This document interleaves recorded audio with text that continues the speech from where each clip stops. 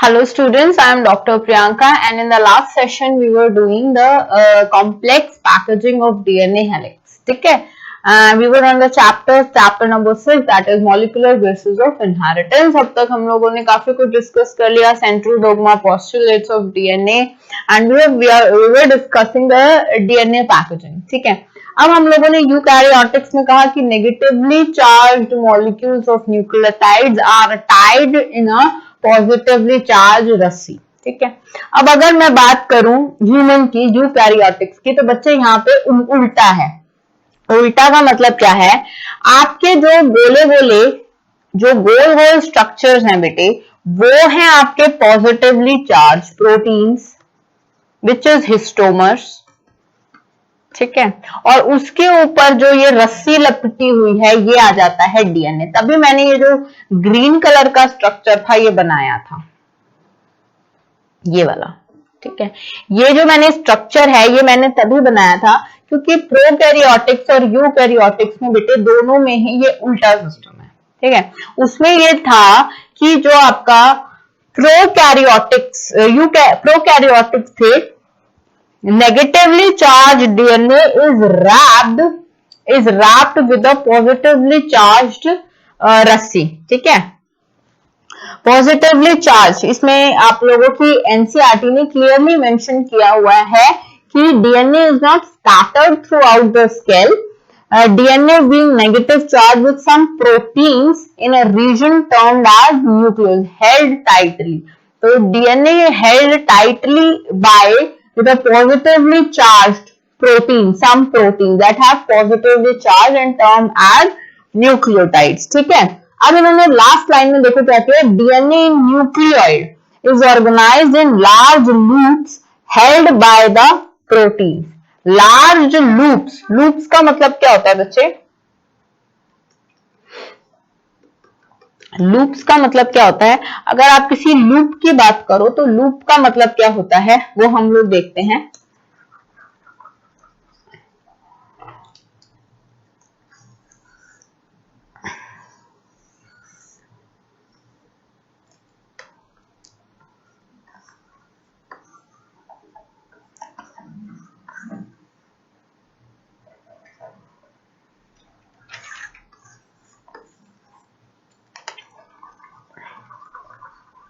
या इसको ऐसे लिख लो, देखो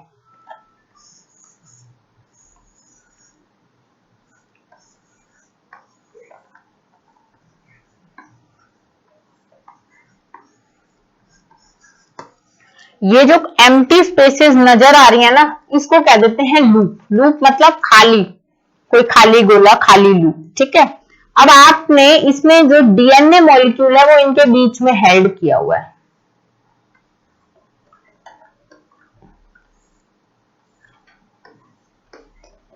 यूकैरियोटिक्स में उल्टी कहानी चलती है.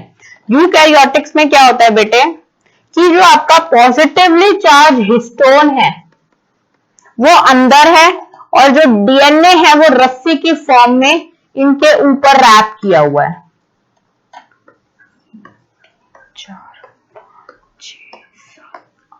8 का एक हिस्टोमर प्रोटीन होता है, 8 मॉलिक्यूल का, और जो डीएनए होता है वो इस रस्सी की भांति इन पे टाइटली रैप किया गया होता है. और ये जो हिस्टोन प्रोटीन होता है ये 2 अमाइनो एसिड से बनता है जिनको आर्जिनिन और लाइसिन बोला जाता है, जिनका नेचर पॉजिटिव चार्ज होता है.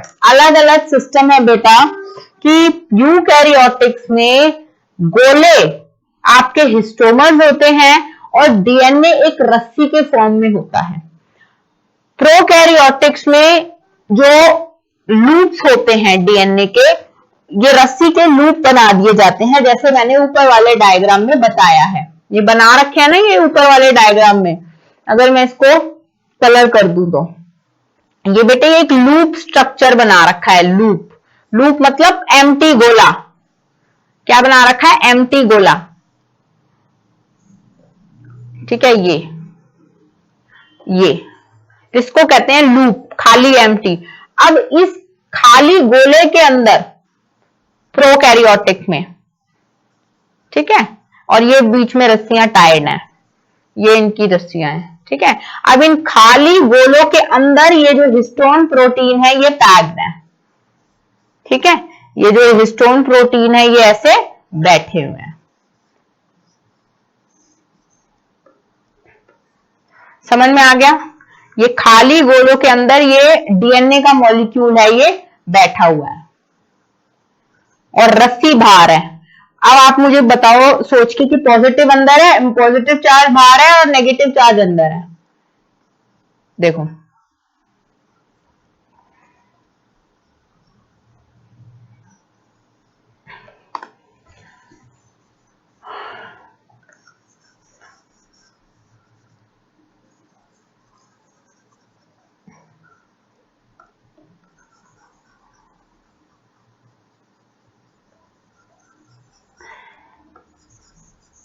ठीक है,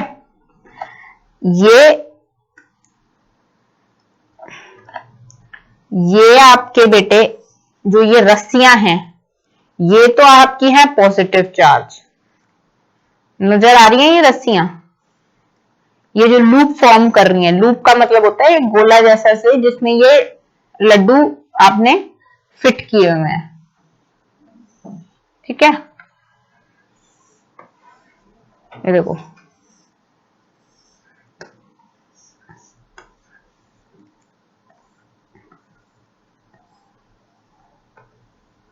इन स्ट्रक्चर में, ठीक है। और बेटे ये जो गोले हैं ये डीएनए मॉलिक्यूल हैं, positive positive, sorry negative negative.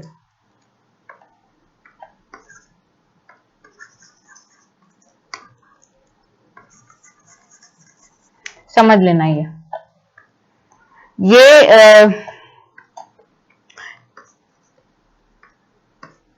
this is negative, this is positive, this is negative, this is positive, this is negative, this is positive, positive positive, negative positive, the form the loopal structure, ठीक है। ये देख लेना एक वाला diagram. अच्छा अब अगर मैं यूकैरियोटिक्स की बात करूं तो यूकैरियोटिक्स का देखो,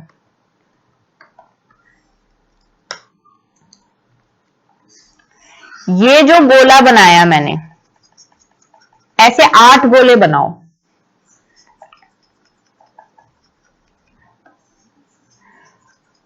इसको बोल देंगे हिस्टोमर ऑक्टामर।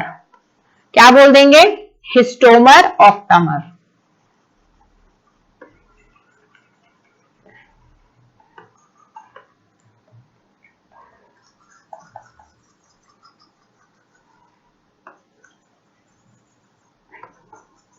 ठीक है, और बना लिए गोले, ऐसे देख लो, ठीक है, ऐसे बन रहे हैं ये, ऐसी साइड चेंज आ रही है इनकी, ठीक है। अब ये है बेटे, ये जो हिस्टोमर ऑक्टामर है ये 2 चीजों से बना हुआ है, ये प्रोटीन स्ट्रक्चर है, 2 प्रोटीन है, ठीक है, जिसमें 2 अमाइनो एसिड प्रेजेंट है, प्रोटीन स्ट्रक्चर है। और वो अमाइनो एसिड कौन से प्रकार के हैं?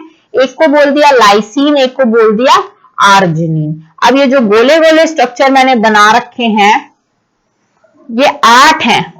एक हिस्टोन प्रोटीन 8 मॉलिक्यूल से बनता है। किससे बनता है? 8 मॉलिक्यूल से।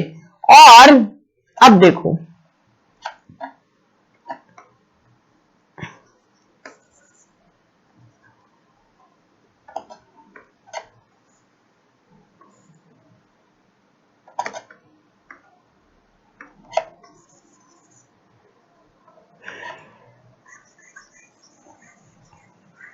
ये जो मैं रस्सी बना रही हूं जो कि उस केस में पॉजिटिवली चार्ज थी, अब ये जो रस्सी है ये डीएनए है। अब आप कहोगे कि मैम कभी तो आप कह रहे हो कि जो डीएनए है वो एक गोले वाला मॉलिक्यूल है जिसके नीचे बेस पेयर है, उसके ऊपर शुगर है, उसके ऊपर है। बेटे वो मैं न्यूक्लियोटाइड की बात कर रही हूँ। DNA is made up of a nucleotide. अब ये जो एक तरह से स्ट्रक्चर है, अगर एक रस्सी का स्ट्रक्चर है फॉर एग्जाम्पल, तो क्या वो मॉलिक्यूल से नहीं बना हो सकता? तो ये जो रस्सी का स्ट्रक्चर है बेटे, ये भी मॉलिक्यूल, ये भी न्यूक्लियोटाइड से ही बना हुआ है। फॉर एग्जाम्पल इनके अंदर मैं न्यूक्लियोटाइड बना दूं गोले गोले,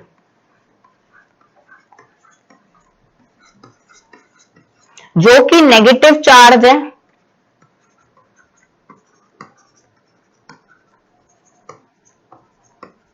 ये सारे गोले बना लेना, ठीक है, ये सारे गोले हो गए। अब इनके अंदर ये जो हिस्टोन प्रोटीन है ये 8 के पेयर में बटे हुए हैं और जो नेगेटिव चार्ज डीएनए वो इनके ऊपर रैप्ड है।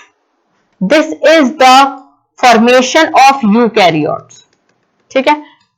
एक इनकी आगे बात करते हैं,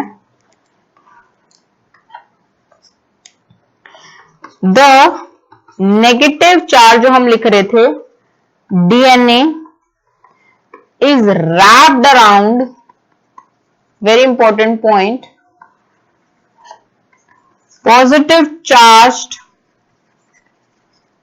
histomer octamer। एक 8 ऑक्टामेयर हर हिस्टोन के ऑक्टोबर में एक डीएनए का स्टैंड लिपटा हुआ होता है, ठीक है। एंड इस स्ट्रक्चर को, उसको हम न्यूक्लियोइड बोल रहे थे, टू फॉर्म स्ट्रक्चर कॉल्ड, इस स्ट्रक्चर को हम बोलते हैं न्यूक्लियोसोम। क्या बोलते हैं? न्यूक्लियोसोम। उस स्ट्रक्चर को हम न्यूक्लियोइड बोल रहे थे, इस स्ट्रक्चर को हम न्यूक्लियोसोम बोलते हैं, ठीक है। Next, typical nucleosome have 200 base pair. एक, अगर मैं नॉर्मल बेस टिपिकल न्यूक्लियोसोम की बात करूं तो एक न्यूक्लियोसोम के डीएनए स्ट्रैंड में 200 बीपी होते हैं, 200 बेस पेयर होते हैं। मतलब कि एक न्यूक्लियोसोम में, मतलब 8 हिस्टोन के ऑक्टोमर में 200 नाइट्रोजनस पेयर होते हैं न्यूक्लियोटाइड के, मतलब 200 न्यूक्लियोटाइड होते हैं, ये भी कह सकते हो। ये जो गोले गोले गोले गोले गोले गोले मैं बना रही हूं ना, गोले गोले गोले, दीज आर 200, ठीक है।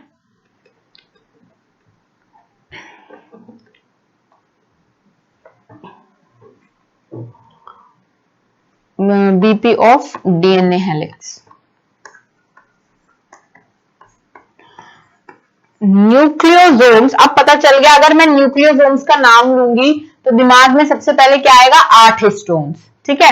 8 हिस्टोन्स ऑक्टोमर, ठीक है, और उस पर डीएनए रैप्ड है with 200 base pairs of nucleotides, ठीक है। Nucleosomes constitutes repeating structure in nucleus. ऐसे ही बेटे 8 के सेट में ये रिपीट हो रहा होता है और इसको बोलते हैं, इज कॉल्ड क्रोमैटिन, ठीक है। इसको समझाती हूं। एक क्रोमैटिन को, जिसको आप फर्दर ऑन डिफाइन कर सकते हो, थ्रेड लाइक स्ट्रक्चर या coloured bodies,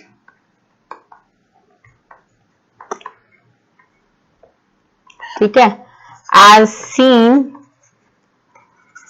beads in string, ठीक है। अब देखो,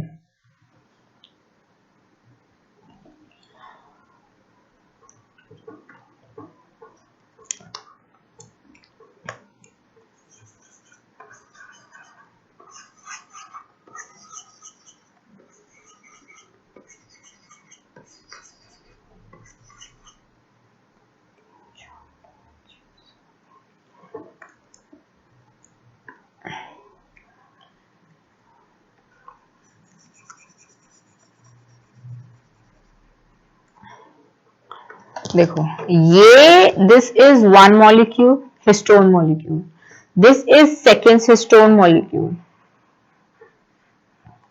this is third histone molecule, this is fourth histone molecule, this is fifth histone molecule, this is sixth histone molecule, this is seventh and this is eighth, ठीक है।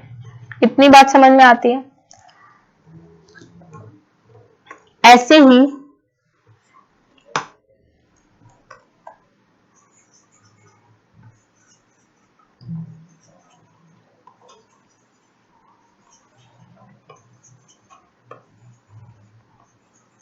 ये एक हो गया पेयर,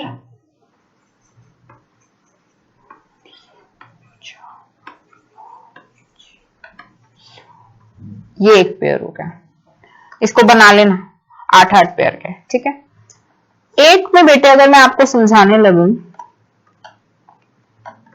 ठीक है, तो ये बन गया आपका डीएनए,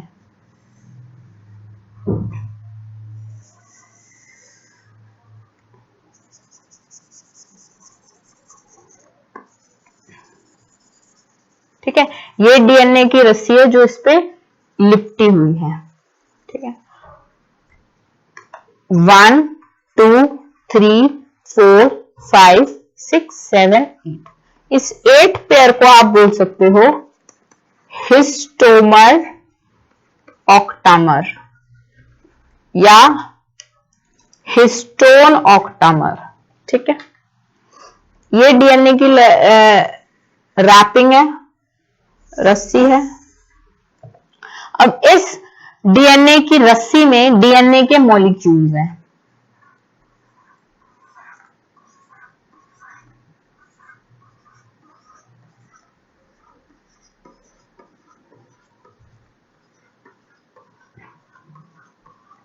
ठीक है। इस डीएनए के मॉलिक्यूल में आपको ये न्यूक्लियोटाइड है, ये जो डीएनए के मॉलिक्यूल हैं, ये जो न्यूक्लियोटाइड है बेटे, इनमें आपको 3 चीजें मिलती हैं, नाइट्रोजनस बेस, शुगर और फॉस्फेट। इतनी चीज समझ में आती है? गुड, ठीक है।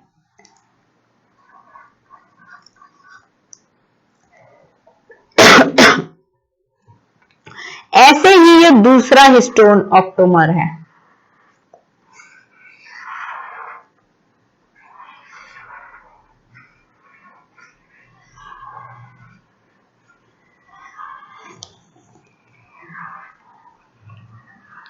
ये जो रस्सी है ये निकलती हुई आगे की तरफ रैप हो रही है, एंड सेम वे में, मतलब ये थोड़ा सा गैप होता है, इतना ज्यादा गैप नहीं होता, और ये आगे की तरह इनमें निकलती हुई गैप हो रही है। समझ में आ रही है? ये इसको फिर से मार्किंग दे दो, 1 2 3 4 5 6 7 और 8, ये आपका डीएनए का। एक डीएनए के 8 स्ट्रैंड में आपको लगभग 200 बीपी होते हैं, मतलब 200 बेस पेयर होते हैं, ठीक है। 200 बेस पेयर होते हैं। इसमें अलग अलग बात करूंगी तो इसमें 200 बीपी होंगे नॉर्मली, अप्रोक्सीमेटली ऊपर नीचे हो सकता है, और 200 बीपी इसमें होते हैं। समझ में आ रही है? अच्छा, अब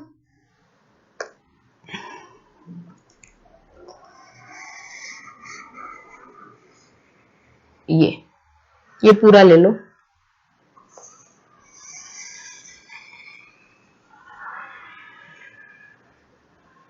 क्या किया मैंने,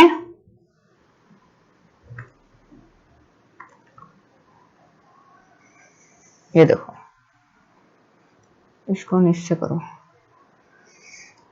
इसको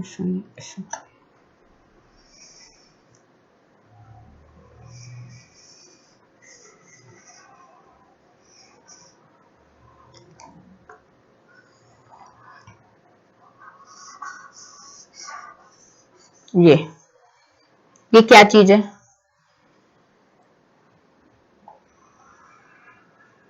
ये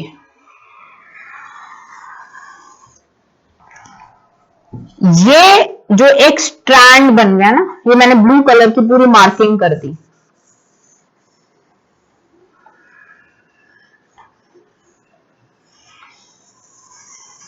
समझ में आ रही है?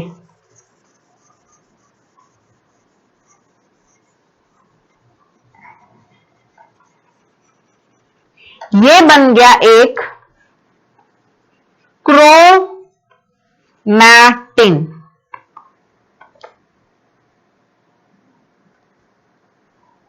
ठीक है, दिस क्रोमैटिन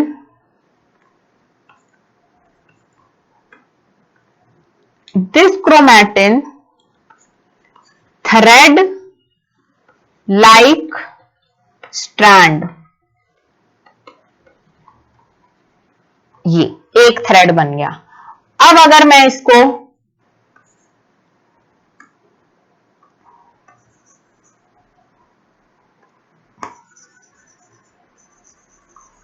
ढक दूं,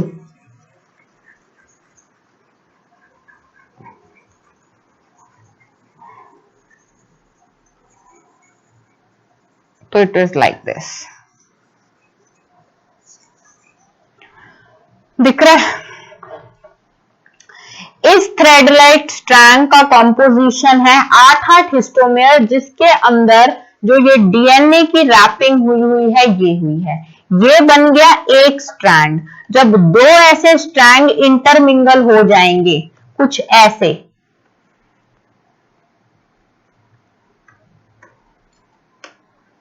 दो जब ऐसे स्ट्रैंड इंटरमिंगल हो जाएंगे उनको बोल देंगे क्रोमोसोम्स। ठीक है, एक ऐसा strand, chromosomes are like this, इनको बोलते हैं क्रोमैटिड, इस पूरे को बोलते हैं क्रोमैटिन। और ये जब दोनों, दो एक स्ट्रैंड और दूसरा स्ट्रैंड बन जाएंगे, इनको जब ये चिपक जाएंगे, मतलब एक स्ट्रैंड यहां पे लगेगा, एक स्ट्रैंड यहां पे लगेगा, ये एक स्ट्रैंड यहां पे लग गया, तो उनको बोल देंगे क्रोमोसोम। और क्रोमोसोम्स किससे बने हैं? DNA molecules. मतलब उसके अंदर क्या है? हिस्टोन प्रोटीन है, 8 के गोले अंदर अंदर दिखाई दे रहे हैं, उसके ऊपर डीएनए रैप्ड हो रखा है। ठीक है, एक डीएनए में 200 बेस पेयर्स हैं नाइट्रोजन के, मतलब एक डीएनए स्ट्रैंड में 200 अराउंड न्यूक्लियोटाइड्स एग्जिस्ट करते हैं। This is the basic packaging of DNA. Histone protein molecule है और DNA is wrapped in a kind of a rope over the histone protein in eukaryotic. In prokaryotic, his DNA molecule are organized in the loopper structure, loop-like structure, in which the negatively charged DNA molecule is fitted over the loops of positively charged rope of some proteins. And they have not mentioned the name of that some protein. This is not in your syllabus right now. ठीक है, ऐसे structurally formed होते हैं। समझ में आ गई? This is called DNA packaging. अब ये एक टाइप का बीड लाइक स्ट्रक्चर फॉर्म कर रहा है। This is a bead like structure. Bead like structure जैसे मोती में पिरोई हुई माला। तो this is the mala, chromatin is the mala and मोतीज आर द हिस्टोन प्रोटीन। ठीक है, और अगर मैं उस पूरे को बोल दूंगी तो वो बना लेगा एक क्रोमैटिन। अच्छा, एक चीज और बोल सकती हूं,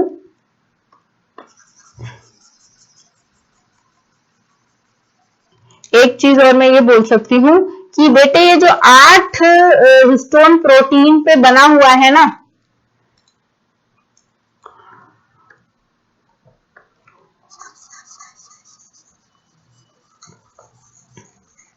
ठीक है, ये जो 8 हिस्टोन प्रोटीन का जो स्ट्रक्चर बना हुआ है ना, इस स्ट्रक्चर को अलग अलग से मैंने इसलिए दिखाया है। एक डेफिनेशन और बोलनी थी मैंने, उस डेफिनेशन का नाम है न्यूक्लियोसोम। इस स्ट्रक्चर को 8K को बोलते हैं न्यूक्लियोसोम, इसको न्यूक्लियोसोम, इसको न्यूक्लियोसोम। ठीक है, nucleosome, they are attached to each other, they are making the chromatin thread, chromatin strand. Nucleosomes are made up of histone octamer, where the DNA is wrapped over those 8 packs of histone octamer. ठीक है, अगर अब मैं बात करूं the beads on this string, मतलब the histomer octamer on this string in chromatin, very important, are packed by chromatin fiber.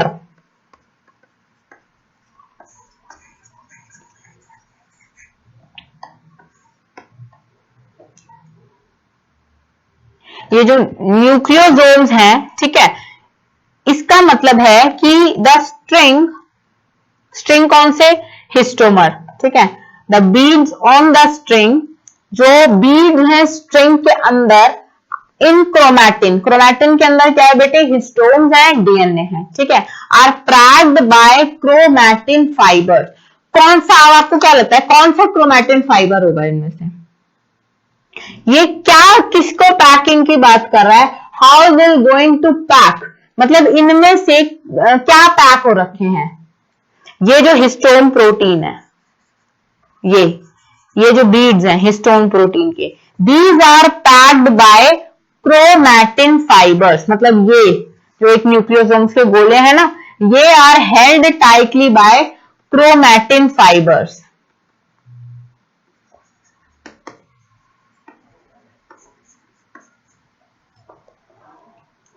Okay.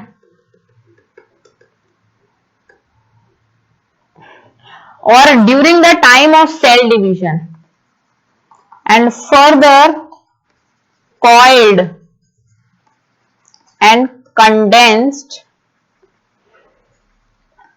at metaphase, 11th class हम लोगों ने सीखा था 11th क्लास में, at metaphase how the cell division occurs. So chromatin fiber are further coiled, और ज्यादा coiled होके condense हो जाते हैं मेटाफेज स्टेज में of cell division of chromosomes.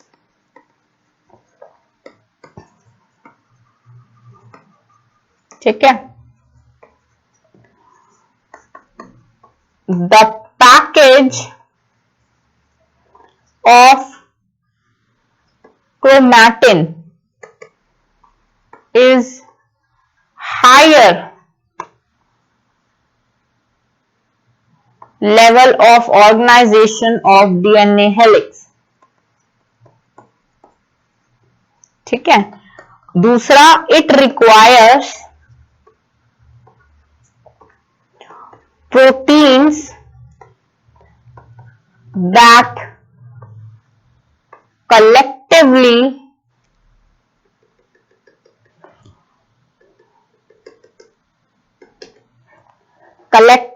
called as non-histone chromosomal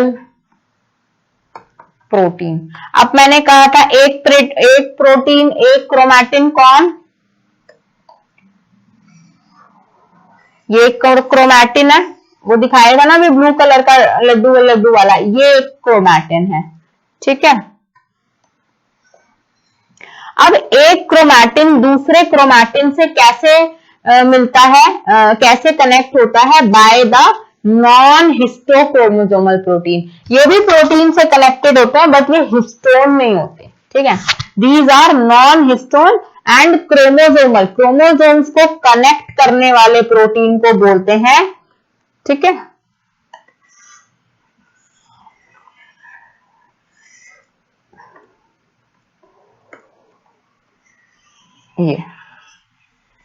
ये जो कनेक्ट हो रहे हैं, ये जो हेल्ड हो रहे हैं, ये भी किसी प्रोटीन से हो रहे हैं which is not histone and they are known as non histone chromosomal protein, ठीक है। अब अगर मैं इन न्यूक्लियस की बात करूं तो इन न्यूक्लियस सम प्रोटीन्स या सम chromatin are loosely packed, ठीक है। कभी कभी न्यूक्लियस में ये जो क्रोमैटिन होते हैं ये लूजली पैक्ड होते हैं और जब हम इनकी स्टेनिंग करते हैं, व्हेन स्टेनिंग अकर, तब ये डार्कली स्टेन्ड हो जाते हैं, डार्क स्टेन्ड। इनको बोलते हैं यूक्रोमैटिन। क्या बोलते हैं? यूक्रोमैटिन। 11th क्लास में आप अगर बायोलॉजी लैब में आपकी मैम्स लेके गई हो तो क्रोमैटिन को स्टेन करके वो दिखाती हैं, मेटाफेज, टीलोफेज, ये सारी फेजेस, ठीक है। एंड क्रोमैटिन, सॉरी ये डार्क स्टेन नहीं होते, ये लाइट स्टेन होते हैं, इनको बोलते हैं euchromatin. And chromatin which are densely packed, densely packed, और chromatin which are densely packed, और जब हम इनको स्टेन्ड करते हैं तो ये डार्क होते हैं, इनको बोलते हैं बेटे मेटाक्रोमैटिन। क्या बोलते हैं? मेटाक्रोमैटिन। कई बार क्वेश्चंस आ जाता है 1 मार्क में कि डिफाइन या व्हाट इज यूक्रोमैटिन एंड मेटाक्रोमैटिन, या इनका एक एक नंबर का डिफरेंस पूछ लेते हैं दोनों के बीच में। तो आप लिखोगे कि क्रोमैटिन जो लूजली पैक्ड होते हैं और जब हम उनको स्टेन करते हैं तो वो लाइट स्टेन होते हैं। फॉर एग्जाम्पल अगर हमने उनको पिंक कलर का स्टेन किया और ये लाइट पिंक कलर का स्टेन आ गया, ठीक है, लाइट पिंक कलर का स्टेन आ गया, ठीक है, तो इनको बोल देंगे, इससे भी बहुत ज्यादा लाइट पिंक कलर का आ गया तो आप इनको यूक्रोमैटिन बोल दोगे। फॉर एग्जाम्पल अगर हमने इनको स्टेन किया, ठीक है, और इनमें डार्क पिंक कलर का स्टेन आ गया,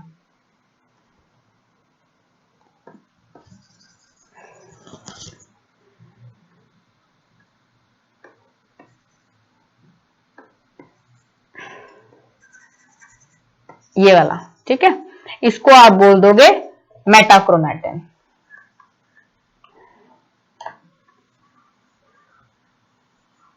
ठीक है, फर्क आ गया दोनों में समझ में। और ये हेल्ड किससे होते हैं? Non histone chromatin, non histone chromosomal protein से।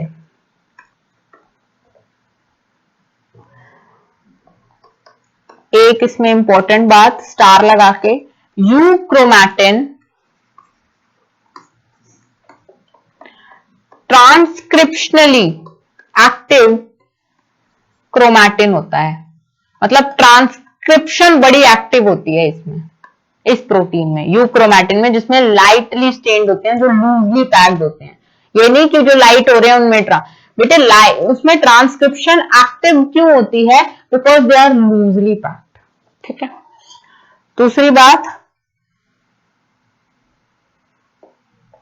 और हेट्रोक्रोमैटिन, अच्छा इनको हेट्रोक्रोमैटिन भी कहते हैं बेटे, मेटाक्रोमैटिन को हेट्रोक्रोमैटिन भी कहते हैं। नाम इनका मेटाक्रोमैटिन होता है but NCERT is referring metachromatin to them, तो आप मेटोक्रोमैटिन भी बोलेंगे, आप मेटोक्रोमैटिन ही लिखेंगे, ठीक है, और करके लिख सकते हो but you have to mention heterochromatin, ठीक है। और जो हेट्रोक्रोमैटिन होते हैं, ठीक है, इसमें तीन नंबर का डिफरेंस आ सकता है। हेट्रोक्रोमैटिन होते हैं इनएक्टिव ट्रांसक्रिप्शनल की जो इनकी फेज होती है ना, वो इनएक्टिव स्टेजेस होते हैं। So here we have completed the major important topic for the chapter, that is DNA packaging and helix. कैसे फॉर्म होता है, कैसे स्ट्रिंग कनेक्टेड होते हैं, कैसे नहीं होते हैं, we have completed everything. 5 to 6 marks का क्वेश्चन एक फॉर्म होता है। ये यूनिट बेटे 20 मार्क्स की है। दिस चैप्टर कंटेन्स 20 मार्क्स, ठीक है। अब उस 20 नंबर में से वो 20 मतलब 5-5 नंबर के 4 क्वेश्चन तो बन नहीं सकते हैं, तो मतलब आप सोचो कि 3-3 नंबर के कितने क्वेश्चन वो फॉर्म कर सकता है। और 3-3 नंबर के अगर वो कितने क्वेश्चन फॉर्म करेगा, उसमें 1 मार्क्स भी हो सकते हैं, 2 मार्क्स भी हो सकते हैं। और अगर ऑनेस्टली बात करूं तो वो जो मैक्सिमम टू मैक्सिमम क्वेश्चन होते हैं, एक तो वो इससे बनते हैं, एक आपका डीएनए फिंगरप्रिंटिंग से बन जाता है, या एक आपका लैप ऑपरॉन से बन जाता है। जो अभी आगे एक्सपेरिमेंट्स हैं उन पे भी क्वेश्चन आ जाते हैं, बट वो 5 मार्क्स के ऐसे आ जाते हैं कि 5 मार्क्स में आपको 5 पॉइंट्स बताने हैं, ठीक है। पॉइंट्स का मतलब है एक क्वेश्चन पूछेगा, वो सही है तो they will give you marks, अगर नहीं है तो कोई कहानीबाजी नहीं लिख के आनी आपको उन क्वेश्चंस में। मगर अब आपको अगर सिंपल सा क्वेश्चन आ गया कि describe the packaging of DNA helix, then you have to mention as it is everything we have mentioned. Chromatin क्या होते हैं, न्यूक्लियोसोम क्या होते हैं, हिस्टोमर ऑक्टोमर कैसे बनते हैं, यूकैरियोटिक्स में कैसा होता है, प्रोकैरियोटिक्स में क्या होता है, you have to mention everything in detail over this. ठीक है, now let us start with the next topic, that is search of genetic material. अब ये तो हम लोगों ने पढ़ लिया कि जेनेटिक मटेरियल होता क्या है, कैसा होता है। This is the important topic, 6 marks से 5 मार्क्स का क्वेश्चन प्रिपेयर आप लोग कर लेंगे अब इस क्वेश्चन पे। ठीक है, अब हम लोग करते हैं सर्च ऑफ जेनेटिक मटेरियल कि जब साइंटिस्ट ने जेनेटिक मटेरियल की खोज करने लगे, एक तो मेंडल था, उसने जीन थ्योरी दी, उसने लास्ट चैप्टर में हमने डिफरेंट कॉम्बिनेशंस बनाए। अब उसने ये कहा कि जेनेटिक मटेरियल चलो डीएनए है, तो how they gonna find it that it is the DNA material, what are the experiments. अब आप उन एक्सपेरिमेंट्स को ब्रीफली पढ़ोगे। In case of mammals, in case of animals, उसने ज्यादातर प्लांट्स पे डिस्कवरी रखी, क्रोमोसोम्स पे डिस्कवरी रखी। अब आपको ये बताएंगे, अब आपको इस चैप्टर में मॉलिक्यूल्स के बारे में पढ़ना है, मतलब डीएनए कैसे इन्वेंट किया गया, कैसे डिस्कवर हुआ, किस साइंटिस्ट ने किया। 5 मार्क्स का क्वेश्चन इस पे बनता है। मतलब अगर आप देखा जाए तो हर क्वेश्चन पे 5 मार्क्स के क्वेश्चन बन रहे हैं अकेले इस चैप्टर में से। ठीक है, तो अगर मैं बात करूं, सबसे पहले तो अगर उन्होंने जेनेटिक मटेरियल की खोज करी तो सबसे पहले तो उन्होंने उसका प्रिंसिपल देखा होगा। अब प्रिंसिपल मतलब क्या होता है बच्चे, प्रिंसिपल में उन लोगों ने ये देखा होगा, पहले तो उन लोगों ने, जैसे मेंडल का आइडिया था, मेंडल का बेसिक थिंग था कि ठीक है, उसने हाइब्रिडाइजेशन कराया, फर्स्ट जनरेशन F1 निकाली, F2 जनरेशन निकाली। उसके बाद जब उसने जैसे जैसे उसने हाइब्रिडाइजेशन कराने लगा, तब उसने ये देखा कि अच्छा ये पैटर्न ऐसे बन रहा है, ये प्योर हाइब्रिड आ रही है, ये अनप्योर हाइब्रिड आ रही है, ये हाइब्रिडाइजेशन में ऐसा आ रहा है सारा। तो उसने पहले ही पता लगाया कि अच्छा मैं अगर इन दो प्लांट की हाइब्रिडाइजेशन कराऊंगा तो ऐसा निकलेगा। उसने ट्रांसफॉर्मिंग प्रिंसिपल्स उठा के उसको डिस्कवर किया कि that there are something which are passed on from one generation to another and he called it as factors. उसको उसने फैक्टर्स का नाम दिया। अब अगर मैं बात करती हूँ सिंपल तरीके से कि आपका डीएनए की खोज कैसे हुई, एंड द 5 मार्क्स का क्वेश्चन ऐसे आ सकता है, क्वेश्चन आ सकता है कि डिस्क्राइब द डिस्कवरी या और एक्सपेरिमेंट या फिर principle based on genetic material. जब स्टार्टिंग में जेनेटिक मटेरियल आया, क्या डिस्कवरी हुई, कैसे डिस्कवरी हुई, चूहों पे एक्सपेरिमेंट किया, उसने प्लांट्स पे किया था मेंडल ने, अब इस पे इन्होंने चूहों पे किया, कॉकरोचेस पे किया, छिपकली पे किया, किस पे किया, you have to mention everything in detail. तो सबसे पहले डिस्कवरी जो बेटे इसने करी थी, सबसे पहले डिस्कवरी ऑफ न्यूक्लियन। न्यूक्लियन का मतलब क्या होता है, विद इन न्यूक्लियस, जो भी न्यूक्लियस के अंदर था, अगड़म शगड़म XYZ, चाहे वो डीएनए है, चाहे वो क्रोमैटिन है, चाहे वो हिस्टोन है, चाहे एवरीथिंग एनीथिंग, वो सबसे पहले फाइंड आउट किया था बेटे मिकर ने। ठीक है, किसने किया था, मिकर ने किया था।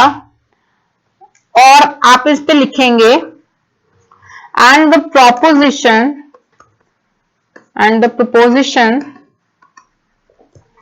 for the principle in case of animals। उसने क्या किया था, प्लांट्स में उसने किया था, in case of this animals, in the proposition for the principle of inheritance by Mendel. Mendel का तो हर जगह आएगा कि जब उसने ये देखा कि प्रिंसिपल ऑफ इनहेरिटेंस, जो कि मेंडल ने प्लांट्स में इतना बड़ा योगदान दिया, अब मिकर ने क्या किया, अब उसी थ्योरी को आधार मान के मिकर ने फाइंड आउट किया कि what is else also there within the nucleus of the animal cell, कि एनिमल सेल्स के न्यूक्लियस के अंदर आपको और क्या क्या मिल रहा है। ठीक है,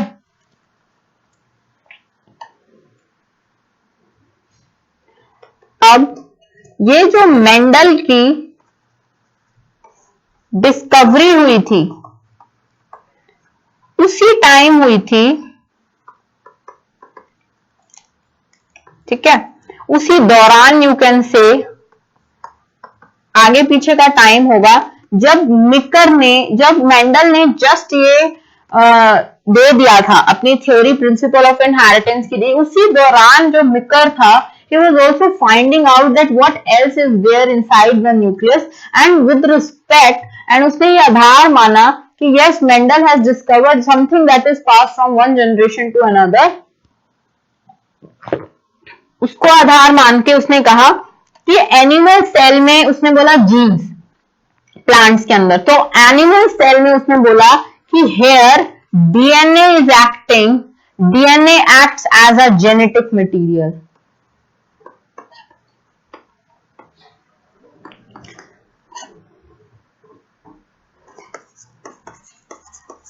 इन 1926 टू डिटरमाइन, अब इस चीज को डिटरमाइन करने के लिए बहुत टाइम लग गया scientist, because there is not well defined instruments और DNA being as the smallest, छोटा सा आपका स्ट्रैंड है, इतना लाइट वेटेड स्ट्रैंड है, उसको करने के लिए काफी लग जाता था, मतलब उसको संभालने के लिए साइंटिस्ट के पास ऐसे वेल ऑर्गेनाइज्ड इक्विपमेंट्स नहीं थे, तो बहुत टाइम लग गया।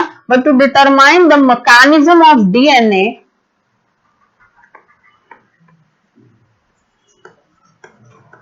For genetic inheritance, very very important. अब जो साइंटिस्ट आपने है उसको आपने रटना है, उसको आपने जैसे मेंडल रट लिया वैसे उस साइंटिस्ट को भी रट जा रहा है, उस साइंटिस्ट को भी रटना है। Have reach to molecular level, molecular level पर आपने रीच कर लिया था। मेंडल ने ये बताया, मेंडल ने नहीं बताया कोई क्रोमोसोम होते हैं, कोई डीएनए होता है, कुछ कुछ होता है, उसने कहा न्यूक्लियस के अंदर एक जीन्स होते हैं, वो जो जीन्स होते हैं वो जीन्स पास ऑन होते हैं। ऐसे ही अलग साइंटिस्ट ने बोला कि वो जीन्स होते हैं वो क्रोमोसोम्स में पैक्ड होते हैं, ठीक है, वो क्रोमोसोम्स में पैक्ड होते हैं, वो क्रोमोसोम्स ट्रांसफर होते हैं इन केस ऑफ ह्यूमन बींग्स।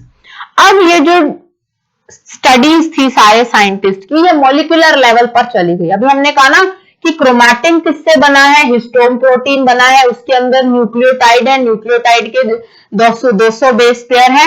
ऐसे ही ये मॉलिक्यूलर लेवल पर स्टडी चलती गई, मतलब डीपर स्ट्रक्चर तक फाइंड आउट करने की खोज बरकरार थी उस टाइम पे, जब ग्रिगर मेंडल ने ये बताया कि जीन ट्रांसफर हो रहे हैं। तो साइंटिस्ट ने कहा कि चलो जीन्स ट्रांसफर हो रहे हैं, we have accepted the term that is gene is being transfer from one generation to another, but what else is present in the genes, कि जीन्स के अंदर क्या है।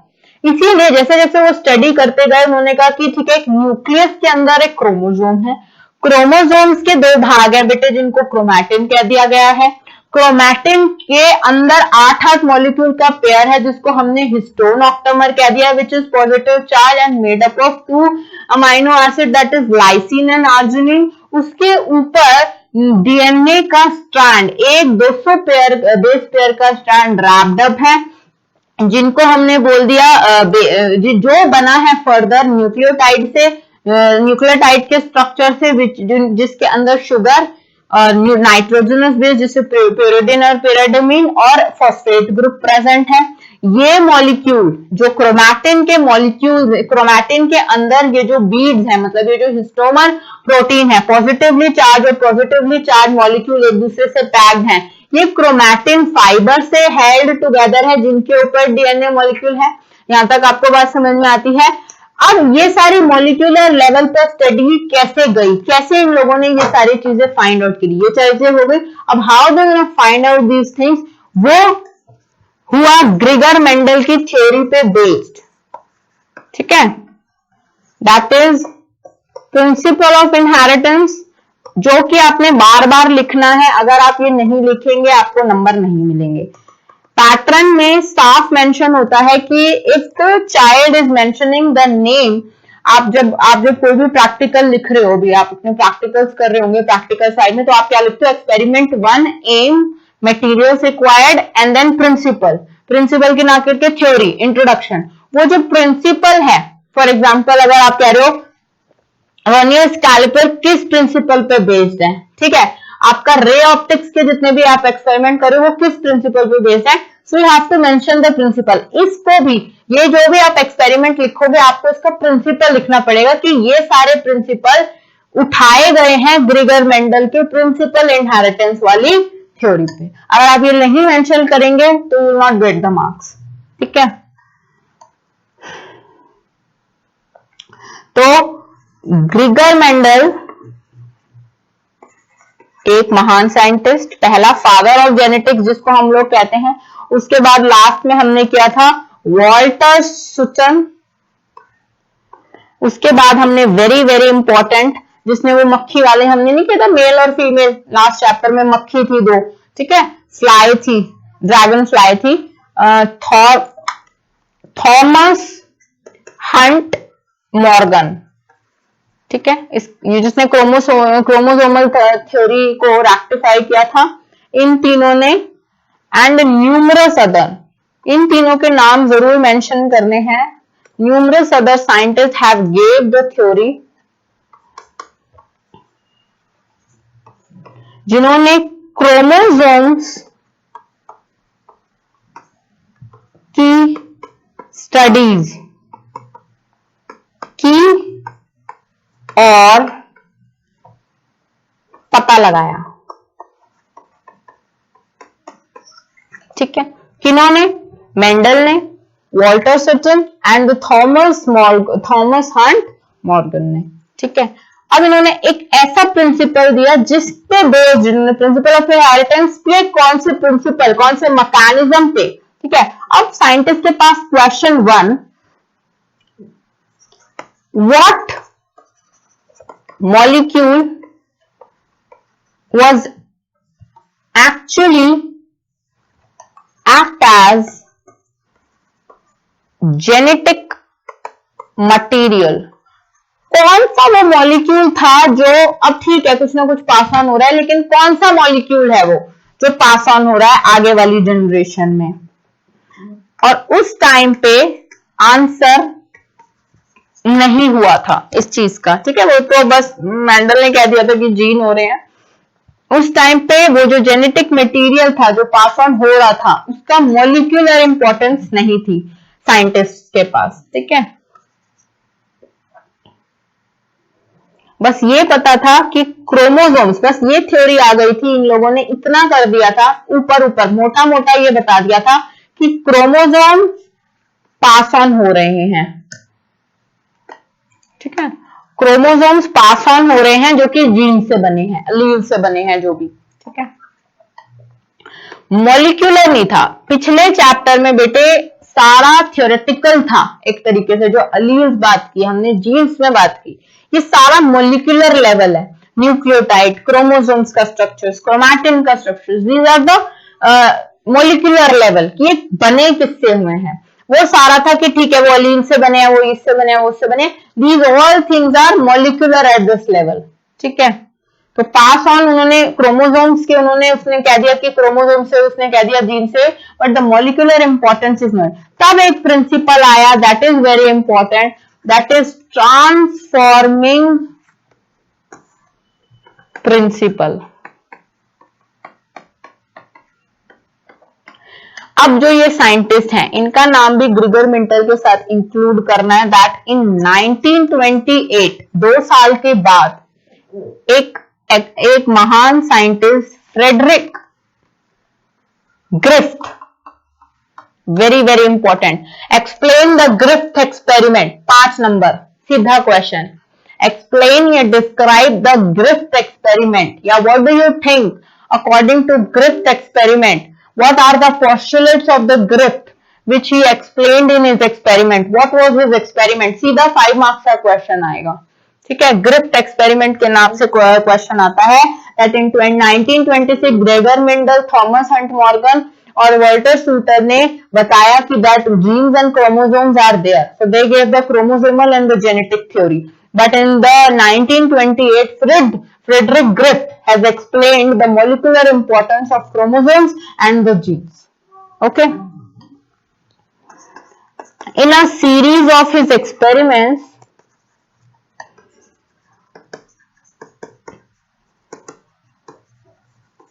विद, वेरी इंपॉर्टेंट, अब उसने पी प्लांट पे किए थे, इसने बेटे किए Streptococcus pneumonia, Streptococcus pneumonia, that is bacterium responsible for causing pneumonia, इस पे इसने एक्सपेरिमेंट किए थे। बैक्टीरिया पे क्यों सबसे ज्यादा एक्सपेरिमेंट होते हैं? बिकॉज उसका यूनिसेलुलर ऑर्गेनिज्म और स्टडी करना बहुत आसान होता है। Causing for pneumonia,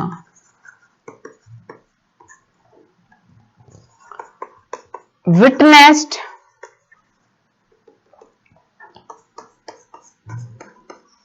miraculous transformation in the bacteria।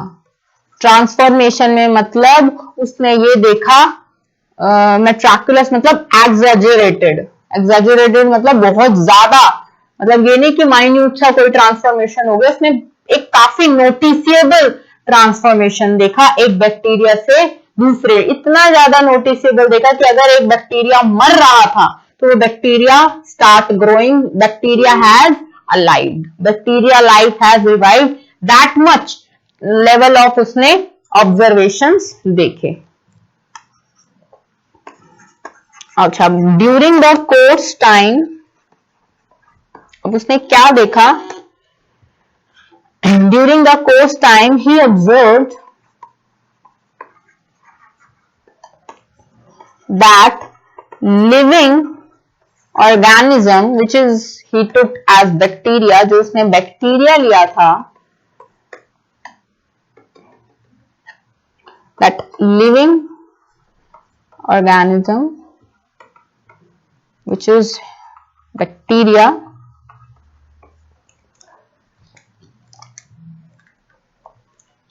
की फिजिकल फॉर्म चेंज हो गई थी, बिल्कुल चेंज्ड। ट्रांसफॉर्मिंग प्रिंसिपल का मतलब होता है बिल्कुल बदल गया, ठीक है, ट्रांसफॉर्म्ड हो गया एक यूनिट। तो लिविंग ऑर्गेनिज्म बैक्टीरिया पे जब उसने स्ट्रेप्टोकोकस न्यूमोनिया पे एक्सपेरिमेंट किया, तभी observe that the physical form of the morphological, the physical character of bacteria has completely changed, ठीक है। तो physical form of bacteria has been changed during that time,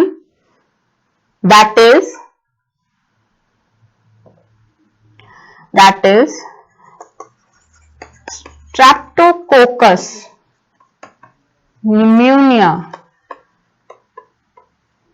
जिसको आप न्यूमोकोकस भी बोल सकते हो। अगर न्यूमोकोकस आ गया कि explain Griffith experiment with pneumococcus, तो बच्चे कंफ्यूज हो जाते हैं, पता नहीं न्यूमोकोकस क्या है। Pneumococcus and streptopneumonia is the same thing, this is the general name for the streptococcus pneumonia which is the scientific name, ठीक है। Bacteria are grown on a culture plate. Some produce shiny smooth surface,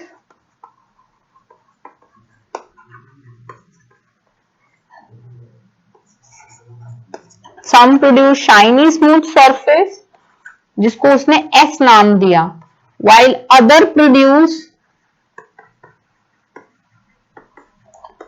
rough surface, नहीं लो इसको, shiny smooth colonies ले लो, rough colonies, जिसने उसको R नाम दे दिया।